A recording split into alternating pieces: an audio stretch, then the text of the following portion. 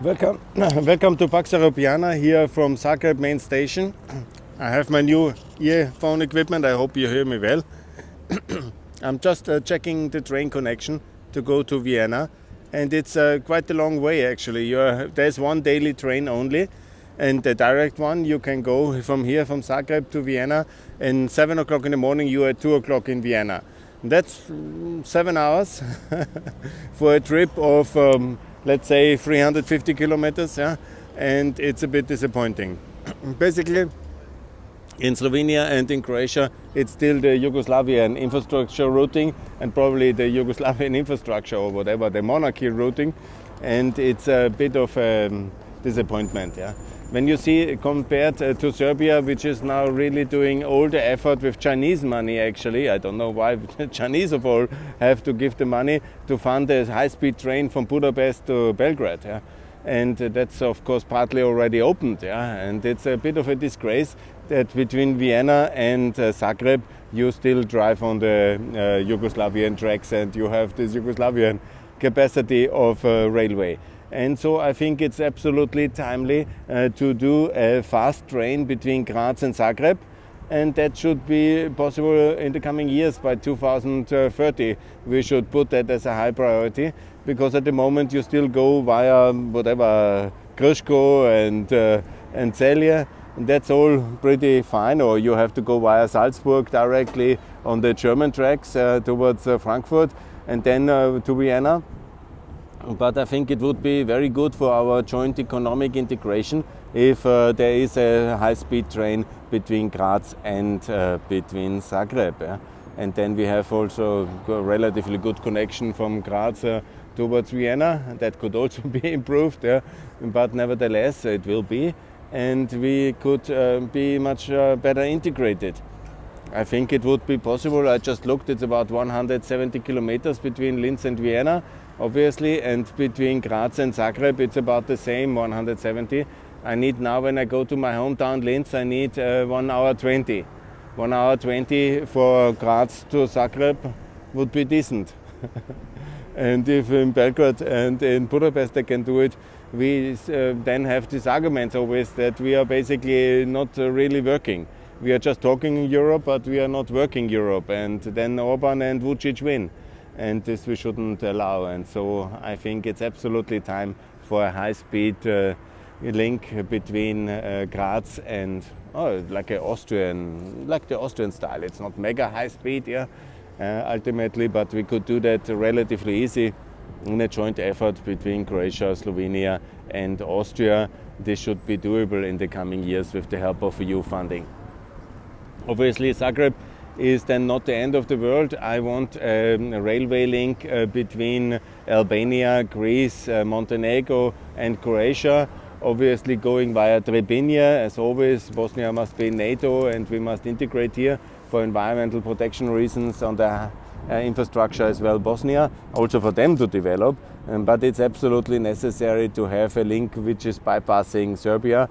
Otherwise we have again Serbia in the center of all efforts and all as an infrastructure hub which we want to avoid. So it's absolutely necessary to build a high-speed train from Zagreb then towards Dubrovnik.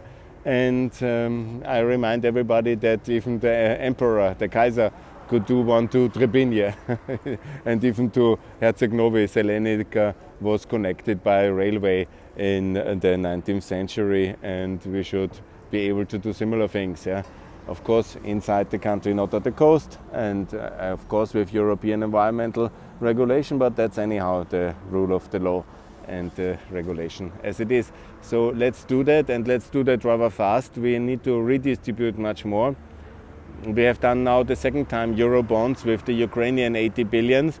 That was very good. I called the whole year for it. It's very reasonable. But now we need a strategic answer for more unity. It's very expensive, all the infrastructure from Ukraine to the Balkans.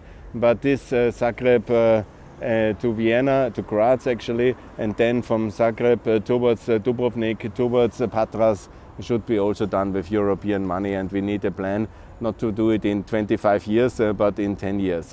And if not, call in the Chinese if we are too incapacitated to build our own infrastructure. But I don't know why, because we have the money, we have the railways, we have the people. Anyhow, it's a mystery for me, the complexities of the Brussels elite and not understanding the necessity to build a real union of infrastructure and to build the connectivity. But I think the last Dutch Prime Minister has got the message. This is what we need to do. Yes, anyhow, it's at least one train there. I took the bus. I think it was decent. And we have now Schengen, and so I think we need to build the railway links towards Dubrovnik. And there will be very, very many people from Western Europe coming to this wonderful country, because actually, look, it's now the end of the year, but it's fantastic. I show you a little bit of this beautiful scenery. That's the Croatian king, the first one, and here the National Theatre. And here the main station is a city which looks very similar to Vienna, Graz and Munich, and it's a very, very beautiful city. And it is a great place to live, and many will live here in the future because it's absolutely amazing. Just connected better via railway towards the European grid, and there will be much better connectivity. I was recently going on this train from Klagenfurt to Salzburg, because that's the other train which goes here, and you are driving with the same trains like in the 1990s.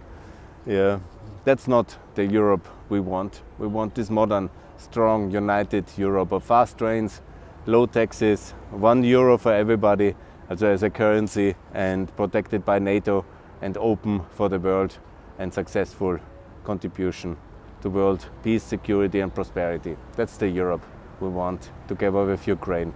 And of course Croatia has managed to achieve all this now, but now the hard work of building the infrastructure and of building the prosperity is ahead in the best decade to come for Croatia. Thanks a lot. All the best. Bye.